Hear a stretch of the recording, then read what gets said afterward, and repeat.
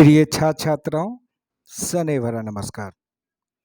आज मैं doctor Siddiqui classes में BA part 1 psychology honours, UGC net और पब्लिक सर्विस कमीशन की मनोविज्ञान विषय से तैयारी कर रहे परीक्षार्थियों के लिए सामान्य मनोविज्ञान यानी जनरल साइकोलॉजी पेपर फर्स्ट के चैप्टर 4 के टॉपिक लर्निंग यानी सीखना या अधिगम से संबंधित कुछ नए नए वस्तुनिष्ठ प्रश्नों के वैकल्पिक उत्तरों में से सही वैकल्पिक उत्तर बतलाने जा रहा हूं। आशा करते हैं आज का पार्ट 1 क्लास आप सभी परीक्षार्थियों के लिए काफ़ी महत्वपूर्ण और उपयोगी सिद्ध होगा। अधिगम या लर्निंग, जिसको आम बोलचाल की भाषा में सीखना भी कहते हैं, ये एक मानसिक प्रक्रिया है जिसके संबंध में कहा जा सकता है कि अभ्यास और अनुभव के फलस्वरूप प्राणी के व्यवहारों में होने वाले उन अपेक्षाकृत अस्थायी परिवर्तनों को अधिगम या सीखना अर्थात लर्निंग कहा जाता है, जिससे हमारे व्यवहार में कुछ नए नए परिवर्तन होते हैं और जिसका प्रभाव अच्छा या बुरा पड़ता है। तो प्रिय छात्र छात्राओं, आज इस पाठ के पहले वस्तुनिष्ठ प्रश्न को आपके सामने ला रहे हैं। आज के पाठ का पहला वस्तुनिष्ठ प्रश्न, जो लर्निंग यानी अधिगम से संबंधित है, इस प्रकार है। प्रश्न यह है कि इनमें कौन सा सिद्धांत प्रतिवादी सिद्धांत यानी रेस्पोंडेंट थ्योरी के नाम से जाना जाता है। छात्र छात्राएं ध्यान देंगे, परीक्षा के दृष्टिकोण से, चाहे वो साइकोलॉजी पार्ट 1 ऑनर्स हो या यूजीसी नेट की परीक्षा हो या पब्लिक सर्विस कमीशन की परीक्षा हो, इन परीक्षाओं में इस प्रश्न को अधिकांशतः पूछा जाता है। आप सभी परीक्षार्थियों के लिए प्रश्न को एक बार फिर से दोहराते हैं। इनमें कौन सा सिद्धांत प्रतिवादी सिद्धांत यानी रेस्पोंडेंट थ्योरी के नाम से जाना जाता है? वैकल्पिक उत्तर ए, प्राचीन अनुबंधन सिद्धांत यानी क्लासिकल कंडीशनिंग थ्योरी। वैकल्पिक उत्तर बी, सूझ सिद्धांत यानी इनसाइट थ्योरी। वैकल्पिक उत्तर सी, प्रयत्न एवं भूल सिद्धांत यानी ट्रायल एंड एरर थ्योरी। और डी वैकल्पिक उत्तर है इनमें से कोई नहीं। इस प्रश्न का सही वैकल्पिक उत्तर होगा ए, प्राचीन अनुबंधन सिद्धांत यानी क्लासिकल कंडीशनिंग थ्योरी को ही हम रेस्पोंडेंट थ्योरी या प्रतिवादी सिद्धांत के नाम से जानते हैं। अगला प्रश्न आप सभी परीक्षार्थियों के लिए। प्रश्न इस प्रकार है,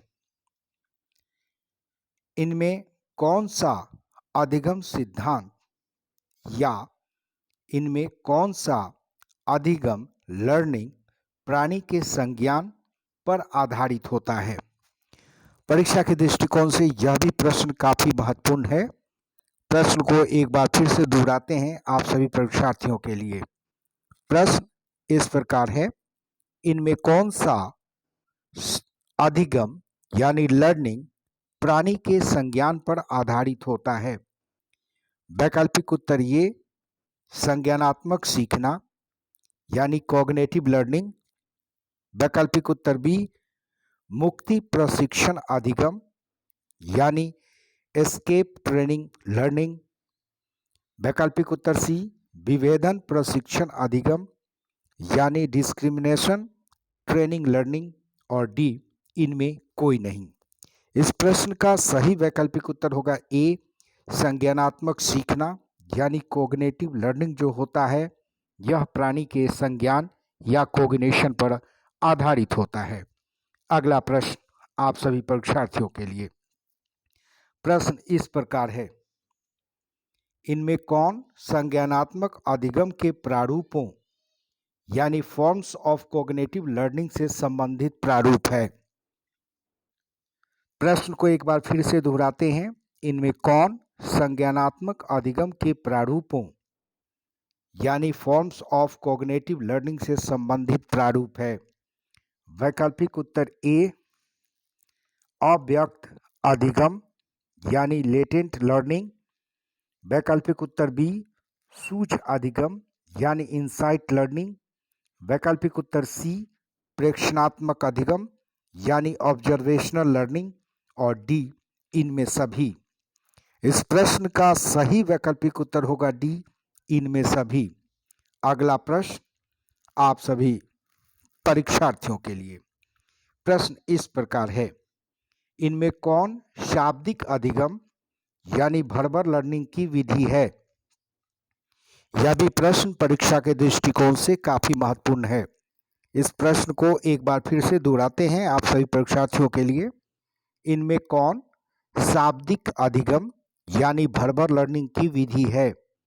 वैकल्पिक उत्तर ए क्रमिक सीखना एवं मुक्त पुनः स्मरण यानी method of serial learning and method of free recall, वैकल्पिक उत्तर बी अनुबोधन तथा पूर्वाभास विधि यानी method of prompting and anticipation, वैकल्पिक उत्तर सी प्रतिविज्ञान सीखना विधि यानी मेथड ऑफ रिकॉग्निशन लर्निंग, और डी इनमें सभी।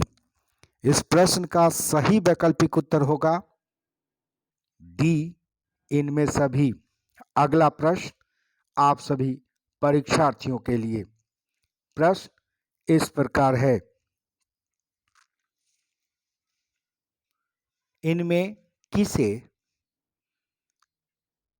या इस प्रश्न को ऐसे पूछा जा सकता है कि इनमें किसने सर्वप्रथम क्रमिक अधिगम विधि यानी सीरियल लर्निंग मेथड का उपयोग किया था? प्रश्न को एक बार फिर से दोहराते हैं आप सभी परीक्षार्थियों के लिए। इनमें किसने सर्वप्रथम क्रमिक अधिगम विधि यानी सीरियल लर्निंग मेथड का उपयोग किया था? वैकल्पिक उत्तर ए वाटलेट, बी इबिंगहॉक्स, सी स्किनर, और डी टॉलमैन। इस प्रश्न का सही वैकल्पिक उत्तर होगा बी इबिंगहॉक्स, यानी इबिंगहॉक्स ने ही सर्वप्रथम क्रमिक अधिगम विधि यानी सीरियल लर्निंग मेथड का उपयोग किया था। अगला प्रश्न आप सभी परीक्षार्थियों के लिए। प्रश्न इस प्रकार है, शाब्दिक अधिगम के आत्मनिष्ठ संगठन प्रविधि यानी सब्जेक्टिव ऑर्गेनाइजेशन टेक्निक का प्रतिपादक इनमें कौन है? प्रश्न को एक बार फिर से दोहराते हैं, शाब्दिक अधिगम के आत्मनिष्ठ संगठन प्रविधि यानी सब्जेक्टिव ऑर्गेनाइजेशन टेक्निक का प्रतिपादक इनमें कौन है? वैकल्पिक उत्तर ए टुल्विंग, बी बॉसफील्ड, सी ऑसगुड, और डी इनमें कोई नहीं। इस प्रश्न का सही वैकल्पिक उत्तर होगा ए टुल्विंग। अगला प्रश्न आप सभी परीक्षार्थियों के लिए। प्रश्न इस प्रकार है, प्रत्यभिज्ञान विधि यानी मेथड ऑफ रिकॉग्निशन लर्निंग को क्या कहा जाता है? प्रश्न को एक बार फिर से दोहराते हैं आप सभी परीक्षार्थियों के लिए। प्रत्यभिज्ञान विधि यानी मेथड ऑफ रिकॉग्निशन लर्निंग को क्या कहा जाता है? प्रश्न को दूसरे तरह से भी पूछा जा सकता है कि प्रतिविज्ञान विधि यानी मेथड ऑफ रिकॉग्निशन लर्निंग से आप क्या समझते हैं? प्रश्न कोई भी हो, आपका जवाब सही होना चाहिए। इस प्रश्न का पहला वैकल्पिक उत्तर ए के रूप में है स्मरण अधिगम यानी मेमोरी लर्निंग, बी वैकल्पिक उत्तर है विस्मरण अधिगम यानी फॉरगेटिंग लर्निंग, सी है अभिप्रेरित अधिगम यानी मोटिवेटेड लर्निंग, और डी है शाब्दिक विभेदन विधि यानी वर्बल डिस्क्रिमिनेशन मेथड।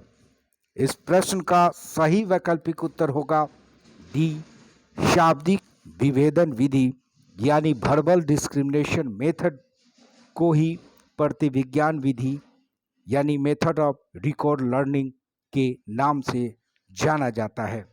अगला प्रश्न आप सभी परीक्षार्थियों के लिए, परीक्षा के दृष्टिकोण से यह प्रश्न भी काफी महत्वपूर्ण है। प्रश्न इस प्रकार है, इनमें कौन निरर्थक पद यानी नॉनसेंस साइलेबल का प्रतिपादक है। प्रश्न को इस तरह से भी पूछा जा सकता है कि सर्वप्रथम किसने निरर्थक पद को बनाया था। तो इस प्रश्न का वैकल्पिक उत्तर पहले हम देखते हैं। ए के रूप में वैकल्पिक उत्तर है इबिंगहॉक्स, बी के रूप में है बार्टलेट, सी के रूप में है स्किनर और डी के रूप में है स्मिथ। इस प्रश्न का सही वैकल्पिक उत्तर होगा ए, इबिंगहॉक्स, यानी सर्वप्रथम इबिंगहॉक्स ने ही निरर्थक पद को प्रतिपादित किया था या इस पद को बनाया था। आज के पाठ का अगला प्रश्न आप सभी परीक्षार्थियों के लिए, प्रश्न इस प्रकार है, इनमें कौन अधिगम के प्रकारों यानी टाइप्स ऑफ लर्निंग के अंतर्गत आता है। प्रश्न को एक बार फिर से दोहराते हैं आप सभी परीक्षार्थियों के लिए, इनमें कौन अधिगम के प्रकारों के अंतर्गत आता है। वैकल्पिक उत्तर ए, शाब्दिक सीखना यानी वर्बल लर्निंग। वैकल्पिक उत्तर बी, गत्यात्मक सीखना यानी मोटर लर्निंग। वैकल्पिक उत्तर सी, समस्या समाधान सीखना यानी प्रॉब्लम सॉल्विंग लर्निंग। और डी, इनमें सभी। इस प्रश्न का सही वैकल्पिक उत्तर होगा डी, इनमें सभी। अगला प्रश्न आप सभी परीक्षार्थियों के लिए, प्रश्न इस प्रकार है, पठन अशक्तता को क्या कहा जाता है। वैकल्पिक उत्तर ए, फोबिया, बी, डिसलेक्सिया, सी, बुलिमिया और डी, मानसिक मंदता। इस प्रश्न का सही वैकल्पिक उत्तर होगा बी, डिसलेक्सिया। डिसलेक्सिया एक ऐसी विकृति है जिसमें कोई व्यक्ति किसी चीज को आसानी से पढ़ नहीं पाता है।